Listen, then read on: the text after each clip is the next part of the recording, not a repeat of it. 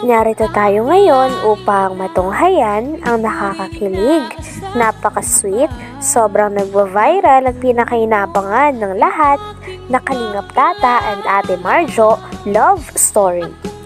Sa pagpapatuloy ng ating istorya ay nag-meet na nga ng personal at nakalabas na sa tindahan si Ate Marjo, kaya naman sinulit nilang dalawa ang pag-uusap. Napag-usapan din nila ang tungkol kay Ate Angelica na beneficiary ni Kalingap Tata. Sabi nga ni Kalingap Tata ay papabahayan niya daw si Ate Angelica at sumagot naman si Ate Marjo na sino ang next niyang papabahayan. Sabi naman ni Kalingap Tata ay si Ate Marjo daw. Kaya natawa silang dalawa. Tapos, sinong next sa papabahayan mo? Ha? Ikaw? Pabahayan kita. Uy, ganun. Joke lang. Pabahayan. Joke lang ako. Masyadong seryoso yung ano. At siyempre, pag ano, yun ang ano ko talaga. Yung, kumbaga, yun ang first ano ko na pabahay kay Angelica. Oo, napanood ko na ano ka, parang... Napanood ba yung pinto niya? Napanood mo? Ano din mo? Parang nakaka-inspire din yung ano niya, yung kwento ng buhay ni Angelica. Tapos, diet lang din kayo uwi mo. O, diet lang. Nagtatasikil lang kami, may ano kasi wala pa kami. Ayun, tasikil sinakil. Sunod yung expander. Sunod yan ay expander na at doon na kita sasakay sa sasakyan ko. Ay, Kasi maya naman ako kung sa tricycle kita pa sakayin eh. At dahil nakita nga ni Kalingap Tata na mahilig sa aso si Ate Marjo, ay sinabi niya din kay Ate Marjo na mahilig daw siya sa aso.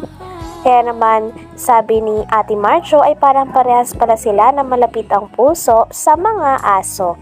Kinuwento din ni Ate Marjo na dating 3 ang kanilang aso, ngunit ang isa ay namatay dahil sa lungkot. Sabi naman ni Kalingap Tata na baka matulad siya sa aso niya dahil lagi siyang malungkot kapag hindi niya nakikita si Ate Marjo. Sabi ni Ate Marjo ay wag daw dahil marami pa siyang matutulungan. Kinikilig. kinikilig sana. Kinikilig. Salamat pala at napaunlakan mo yung ano. Ang gising ko pa talaga dapat ayan eh. Mga 5. Pero sinabi ng mama mo na may naghanap siya. Hindi yan sa akin na ano, pag nasa kwarto. Ay, buti na lang talaga at nagising ka. Kasi pag nagising ka ng 6 ng gabi, dito alas 6, dito pa kami ngayon. Hintayin ka pa rin namin. Oo. Talaga ba yun?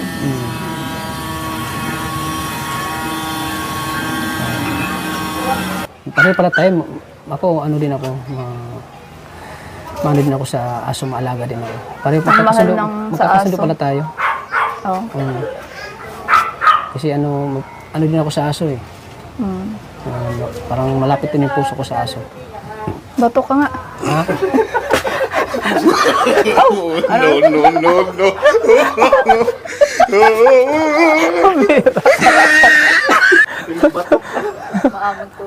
Maamong tuta, ano? O kasi tinan mo, nag-iiringay, nahanap ako niyan.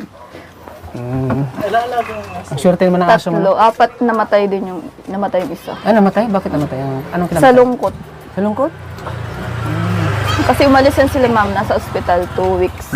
Baka maging tulad din ako ng aso mo. Huwag kang malungkot. Baka malungkot ako na hindi na kita nakita. Ay, wag. Dapat ano, Dapat ano? para wag ganon. Madami ka pang matutulungan. Oo. Ganon. Binalikan nga rin ni Kalingap Tata ang oras kung saan inaantay pa nila si Ate Marjo na lumabas. Sabi niya naman kay Ate Marjo ay kung ginising daw ba siya ng kanyang mama para naman malaman na si Kalingap Tata at ang kanyang mga kasama ay nasa labas. Sabi naman ni Ate Marjo ay hindi raw siya sinabihan sapagkat hindi na siya ginugulo ng kanyang mama kapag nasa kwarto na siya.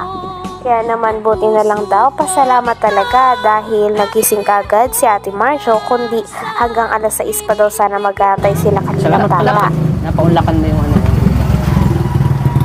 Ang gising ko pa talaga dapat ayan eh. Mga 5. Pero sinabi ng mama mo na may naghanap siya. Hindi yan sa akin na ano, pag nasa kwarto. Ay, buti na lang talaga at na nagising ka. Kasi pag nagising ka ng alas 6 ng gabi, dito alas 6, dito ba kami ngayon? Hintayin ka pa rin namin. Oo. Talaga ba yun?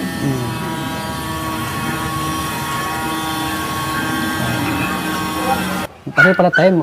Ako, ano din ako, maano din ako sa aso, maalaga din ako. Pareho Ang mahal magkakasundo, ng sa magkakasundo aso. pala tayo. Oo. Kasi ano din ako sa aso eh.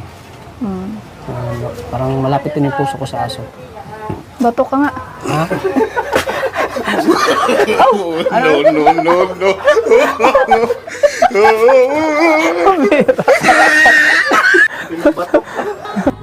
Sabi naman ni Kalingap Tata ay talagang parang gustong-gusto niya daw talaga na araw-araw nakikita si Ate Marjo.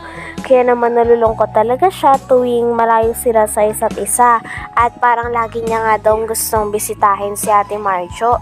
Sabi naman ni Ate Marjo ay okay lang daw. Sila Kalingap Tata daw ang bahala kasi sino daw bang aayaw dyan. Nung sinabi ito ni Ate Marjo ay pinaramdam niya kay Kalingap Tata na gusto niya na nandyan si Kalingap Tata kaya kinilig ito. No.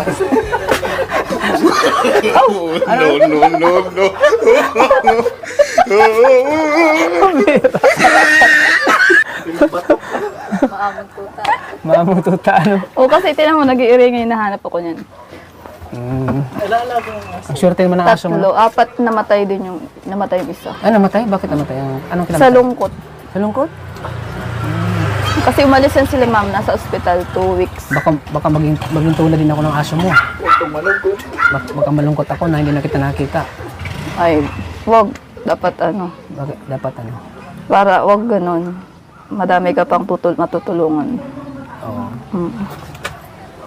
Ganon. Siyempre para makita kita palagi. Oo. Bahala kayo, bakit sino ba nga ayaw dyan? Sabi ganon. Ulitin mo daw? Sana all.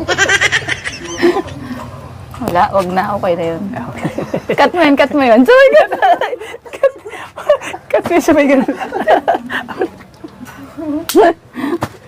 Ha? Ang hirap ka mo. Dito naman sa parte na ito ay talagang tuwang-tuwa si Kalingap Tata dahil napansin niya na may pagkakapareho sila ni Ate Marjo. Tinanong niya kasi si Ate Marjo kung ano ang kanyang libangan kapag wala siyang ginagawa. At sagot naman ni Ate Marjo ay libangan niya daw ang mga pag-exercise. Sabi naman ni Kalingap Tata ay pares daw sila sapagkat si Kalingap Tata ang hobby niya ay pag-gym. Mukhang magkakasundo daw talaga silang dalawa ni Ate Marjo dahil parehas din sila ng hobby at mga gusto sa buhay. Kaya kinilig naman si Ate Marjo dahil may similarities kaagad silang dalawa. Pulis bro. Pulis. Kasi heart sana. Kamao. Kung binigay sa'yo, ay. Kung suntok binigay sa akin bro. Buti nga, hindi ka binunutan. Buto hindi ko binunutan. Hindi man. Pag binunutan ka no, sabay ganyan ako ng video ko. Sabay kong vlog. Aso na naman. Ay sige. Pag andito ako sa bahay niyo, ano Aso? bang mga libangan mo? Nag-workout sa ano. Ay, nag-workout ka? Nagsusumba ka? Mga ano, nag-exercise. Mga ano. Ay, pareho tayo, mahilig na exercise. Nag-gym din ako. Nag-gym ka? Ay, magkakasundo talaga tayo. Kasi mahilig na ako mag-gym eh. Yan ang hobby ko. Mag-gym. Saan ka nag-gym dito? Dito sa ano dati pa. Kasi hindi na ngayon. Kasi nandito ako sa bahay. Pwede ba tayong mag-gym sa daet? Kung ako lang sa'yo. Pag-iisipan ko. Kasi ano eh, parang gusto kong makasama, gusto kong magsasabay tayo mag-gym. Oo. Pwede naman, tuturuan mo ako sa mga ano. Oo, tuturuan kita sa program. Ako ang turo sa'yo.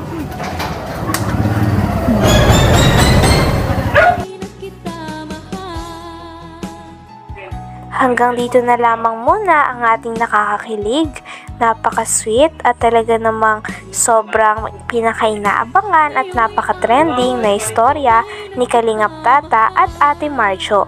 Maraming salamat sa inyong panonood. Hanggang sa muli. Bye!